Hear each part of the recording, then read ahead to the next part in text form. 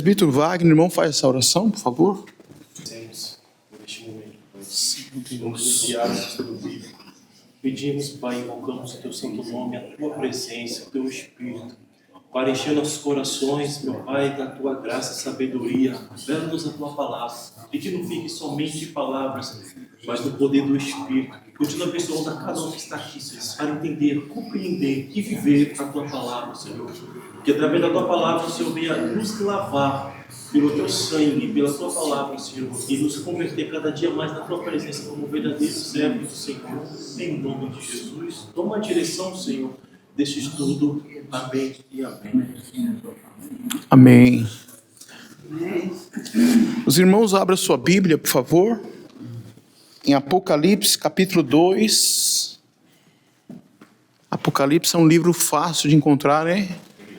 É o final da Bíblia Sagrada. No capítulo 2, nós iremos estudar do verso 8 ao 11. Eu quero fazer uma leitura e depois nós vamos explicar cada verso com aplicações. Mensagem para Esmirna. Diz assim a palavra do Senhor. E ao anjo da igreja de Esmirna, escreve estas coisas. Diz o primeiro e o último, o que estava morto e está vivo. Eu conheço as tuas obras, as tribulações e a pobreza, mas tu és rico. Eu conheço a blasfêmia dos que dizem judeus e não são, mas são da sinagoga de Satanás. Não temas essas coisas que tu sofrerás. Eis que o diabo lançará algum de vós na prisão, para que sejais tentados. E tereis tribulação por 10 dias. Ser fiel até a morte, e eu te darei a coroa da vida. Aquele que tem ouvidos, ouça o que o Espírito diz às igrejas. Aquele que vencer não será ferido pela segunda morte. Amém, meus irmãos? Amém. Na aula passada, nós estudamos a carta de Éfeso. E nós vemos que o anjo da igreja significa o líder da igreja. Verso 8. E ao anjo da igreja de Esmirna. Nós falamos que o apóstolo João, ele foi deportado, ele foi conduzido à ilha de Patmos. Ele foi preso neste lugar. E mesmo neste lugar de prisão, ali Deus se revelou ao teu servo. E ele escreveu as cartas para esses líderes. Veio a revelação do Senhor. Jesus disse, escreva a esta igreja. Escreva a igreja de Esmirna. Agora Jesus vai falar com o líder dessa igreja. Os cristãos desta cidade, desta igreja. Estas coisas diz o primeiro e o último. Aquele que estava morto está vivo. João, diga para a minha igreja, eu estive morto. Eu morri, mas ao terceiro dia eu ressuscitei. Diga para o líder da igreja, diga para os meus servos que eu não estou morto, que eu vivo. Um Deus vivo escrevendo para uma igreja viva, trazendo a revelação para uma igreja viva. Diz o primeiro e o último. É o alfa, é o ômega, é o princípio, é o fim. Isso nos mostra que ele estará conosco, porque agora ele vive. João, diga para a minha igreja que eu estou vivo. A cidade de Esmirna, ela tinha um formato de coroa, irmãos. Era uma cidade muito linda, ela foi destruída, mas quando ela foi reconstruída, o formato que fizeram é formato de uma coroa. Era algo belíssimo de se ver. É tanto que as pessoas veneravam este lugar, adorava, era conhecida como a coroa da Ásia, esse lugar. As pessoas veneravam mesmo, adoravam. E adoravam o imperador.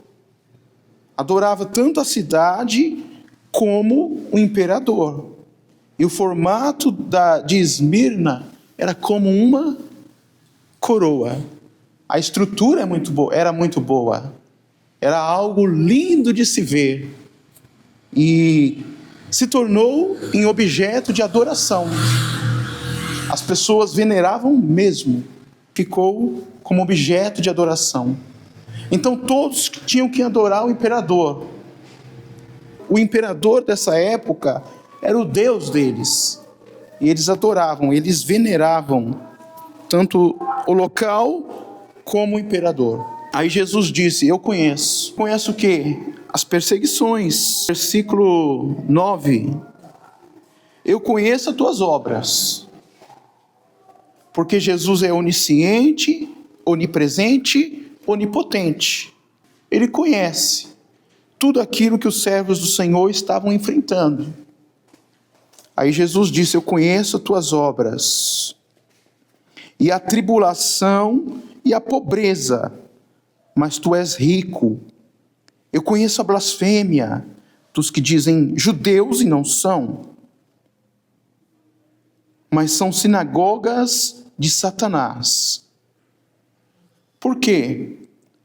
Os cristãos que não adoravam Esmirna, a cidade, os cristãos que não adoravam o imperador, eles eram perseguidos. Eles eram exclusos da sociedade. Eles não compravam como o povo de Esmirna, que adorava o local, o imperador, comprava. Eles eram privados. Passavam por privações de alimento. E os seus bens eram tomados. Por quê? Porque eles não adoravam o imperador. Porque eles não adoravam esta cidade. Então vinha a perseguição. Alguns deles eram levados à prisão. A prisão é a masmorra escura, fria, lugar de isolamento. Tudo isso porque não estava adorando ao homem. Porque eram os cristãos de Esmirna, eles eram fiéis a Deus. É uma igreja que não teve repreensão de Jesus. Enfrentaram uma perseguição, não cederam à adoração ao homem. Não idolatraram o belíssimo lugar. Então agora se prepare, porque vem a perseguição. Os bens eram tomados, alguns foram presos, e por essa situação eles ficaram pobres. Era uma igreja muito pobre, eram fiéis a Deus. Não, eu não adoro o imperador, eu adoro somente a Deus. Você tem que se ajoelhar diante dessa cidade, diante desse grande templo. Não vamos adorar.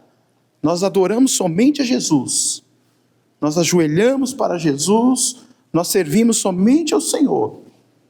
Então vinha toda essa perseguição. Eles ficaram pobres, mas eram ricos espiritualmente. Não compravam como os outros, mas eram alimentados espiritualmente. Não tinha a riqueza que os outros tinham, mas tinham a salvação. Tinham Cristo como seu Salvador. E eles permaneceram fiéis diante dessa perseguição, diante dessa pobreza material. Espiritualmente, eram cheios do Espírito Santo. Espiritualmente, tinham Cristo como teu único Salvador. Não negaram a Jesus, foram fiéis até o fim. Está pronto, irmãos, para enfrentar isso hoje? Vão fechar a porta do desemprego. Você não vai comprar alimento. Vão te perseguir. Vai arrastar alguns cristãos e levar para a prisão. Você vai ver isso. Quem está pronto para ser fiel a Deus quando chegar esse momento? Os bens serão tomados. E esses são cristãos verdadeiros. Enfrentaram todas essas coisas fiéis a Cristo. Eu acho que no momento desse, os pregadores da prosperidade devem ficar indignados, né? Porque era a igreja mais pobre que tinha, varão. Não era alusão de pobreza, mas eles não eram apegados com o material. Tinham uma vida espiritual com Deus. O negócio deles era um Cristo. Não é pecado ser rico. O problema é onde está o nosso coração. Não é pecado você ter uma boa casa, ter um bom carro, ter fartura e ter prosperidade. O problema é aonde está inclinado o nosso coração. E se tudo isso for tirado, continuaremos fiéis a Cristo? Vamos permanecer em oração? E se tudo isso for tirado, como estaremos diante de Cristo? Será que a gente vai se desesperar quando chegar este momento? Será que nós vamos se vender? Será que nós vamos ficar corruptos? E vamos se entregar ao sistema, aos governantes, ao líder do país, quando isso acontecer? Essa igreja não cedeu. Essa igreja não voltou atrás. Permaneceu fiel a Jesus. Pode tirar os bens, nós vamos continuar servindo a Cristo. Pode me prender, se eu morrer hoje estou com Cristo. Pode excluir as nossas vidas da sociedade. Pode humilhar, pode isolar. Cristo é o nosso Salvador e nós não negamos o teu nome. Nós somos fiéis a Ele até o fim. Verdadeiro cristão. Esses são verdadeiros. Hoje, se fechar uma porta de emprego, se faltar o café da manhã, se não tiver condução no dia, se não tiver uma outra roupa para vir para o culto, começa a murmuração, começa o desânimo, começa a pirraça. Será que nós somos tão tementes assim, tão fiéis a Deus, a ponto de acontecer tudo isso e permanecer até o fim? Birrentos, cedemos à vontade da nossa carne, não aguentamos afrontas, não aguentamos exortação. Essa igreja não foi exortada porque ela não precisou. Ela precisava de quê, irmãos? Ela não precisou de ser confrontada. Ela precisou de ser encorajada. Eita, Pai. Então tem pessoas que Deus não vai corrigir, Ele vai encorajar. É para corrigir, Deus vai corrigir, porque Ele é o Pai. Que pai é esse que não corrige os seus filhos? A mente de alguns pastores e pregadores não corrige mais a igreja. É mesmo. Por que a igreja não é mais corrigida? Onde que é? Está gravando. Por que o pai não está corrigindo mais? Ele está, mas nós não estamos obedecendo.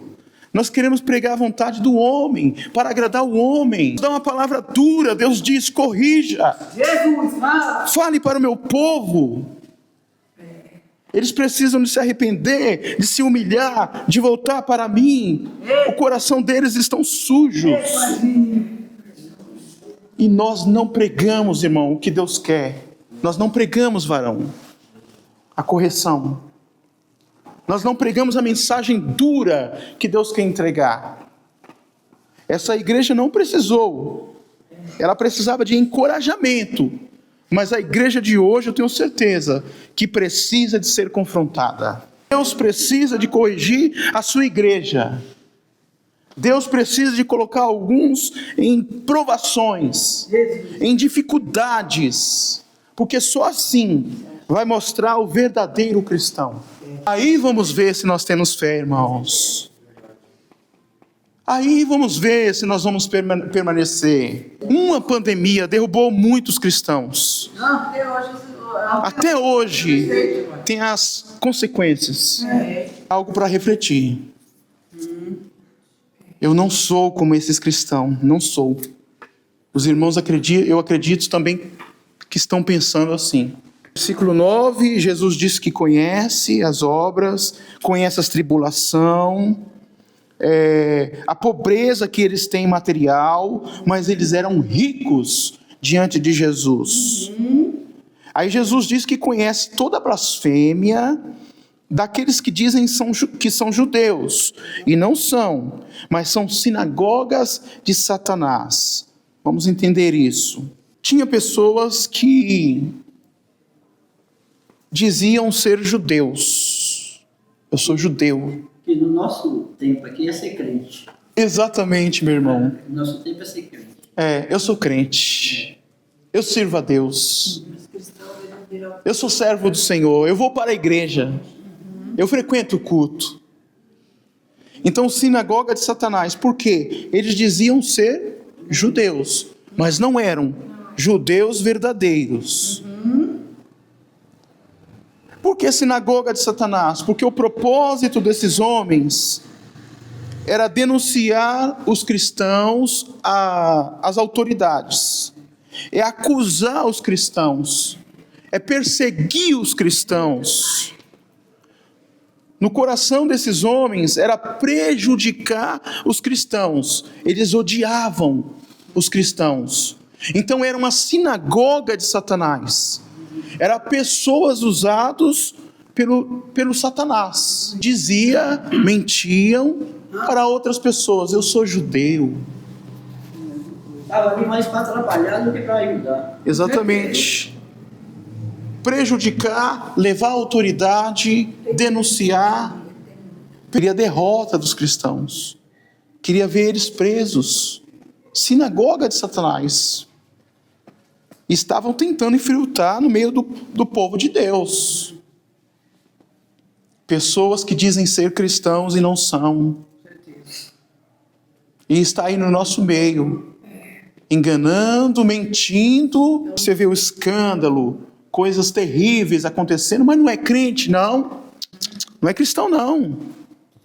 Esses aqui diziam que era judeu. Não era. Mas aquela irmã, não é irmã não é cristão não. Não é cristão, não é cristã. Não serve a Jesus, não serve a Deus. É o instrumento do diabo. Como eram os falsos judeus. Era a sinagoga de Satanás. Quando você vê alguém mentir, quando você vê alguém aproximando de você e dizer... Eu vou falar algo para você, mas não conte para ninguém não, tá? Vou falar para você porque eu confio em você. Aí começa o fermento do diabo, enchendo a sua mente, enchendo o seu coração, tentando desviar os cristãos. Isso é obra de Satanás. 10, irmãos. Jesus disse, não fiquem com medo. Não temam. Vocês sofrerão por minha causa, por pregar o meu evangelho, por ser fiéis a mim. Aliás, alguns de vocês serão lançados na prisão, para que sejam tentados. Vocês vão ter tribulação, e vai durar 10 dias. Mas ser fiel, ainda que você morra, seja fiel. E sabe o que você vai receber? A coroa da vida. Eles vão ser presos, perseguidos. O diabo que estava usando esses falsos judeus, através deles, vocês serão denunciados ao imperador. Ele vai conduzir alguns de vocês na prisão. Vocês serão tentados por todos os lados. E quando diz 10 dias, é um período de tempo, que é um período de 10 dias de sofrimento comparado à eternidade com Cristo. O que é 10 dias de sofrimento, irmãos? De tribulação, comparado à eternidade com Cristo. Essa terra é um período de sofrimento. Um período, é só um momento. Comparado à eternidade, não é nada. O nosso alvo é o céu. O nosso alvo é Cristo. O nosso alvo é a coroa da vida. Igreja verdadeira. Cristãos autênticos. Aprendemos que dá para ser fiel na pobreza. Dá para ser fiel na tribulação, na perseguição. Tem como ser fiel a Cristo. Por pior que seja a dificuldade e o momento, tem como servir a Deus com integridade. Até a morte. Ainda que morra, eu te darei a coroa da vida eterna. É uma promessa de vida eterna. É uma promessa de estar com Cristo por toda a eternidade. É como se você falasse assim, que morrer com Cristo é ganho, né? Morrer com Cristo é o que o apóstolo Paulo falou. O apóstolo Paulo falou. Isso. Se o viver para mim é Cristo, o morrer é ganho. Então, essa é a questão. lucro. Nesse tempo, os Jogos Olímpicos, é uma cidade de Jogos Olímpicos. Tinha corrida, tinha vários jogos. O vencedor, aqueles que chegassem até o final, o que eles ganhariam? Uma coroa de planta, uma coroa de louro. Quem conhece louro? A gente coloca no feijão, né? Você coloca louro aonde? A carne. Uma coroa feita de uma plantação, né? Então quem vencia esses Jogos Olímpicos ganhava essa coroa de louro. Mas Jesus está dizendo: vocês permaneçam fiéis, vão até o fim, passem comigo e vocês receberão a coroa. Não é uma coroa de planta, não é uma coroa de louro, é a coroa da vida eterna. Vocês vão ter a vida eterna com Cristo. Glória a Deus. Não é coroa de homens, não é coroa de reis, é vida eterna com Cristo. Essa é a nossa coroa que almejamos. Oro, creio a Deus que todos nós estaremos lá, irmãos, para receber essa coroa de vida eterna. Passa o que passar, meus queridos, fiquem firmes com Cristo. Não desanime, vão em frente, ainda com pouca força, mas orem, medite na palavra. Irmão, é Rodinei, né?